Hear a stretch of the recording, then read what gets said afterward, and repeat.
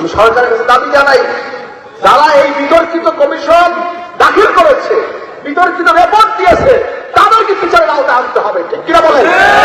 এই দুঃসাহস কে দিয়েছে? 95% মুসলমানের দেশে কি করে এই দাবি উঠতে পারে?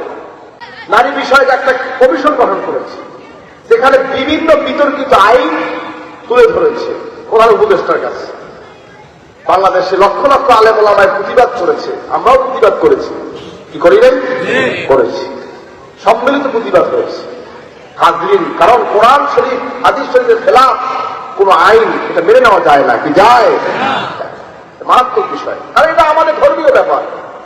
আমাদের ধর্মীয় বিষয়কে আইন করে কি এগুলি কি থামাই রাখা যায় নাকি?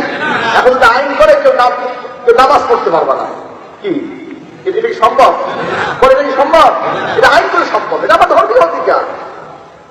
হাজরিন, কিন্তু সেখানে দেখা যাচ্ছে বৈষম্য বিরোধী আন্দোলন অনেক কিছু করেছে বাংলাদেশের জনগণ, কিন্তু দেখা যাচ্ছে এখন মুসলমানদের সাথে বৈষম্য করা হচ্ছে। ঠিক কিনা বলেন? এগুলো আমাদের সোচ্চার থাকতে হবে, ঘরে ঘরে আওয়াজ তুলতে হবে। কোরআনের বিরুদ্ধে,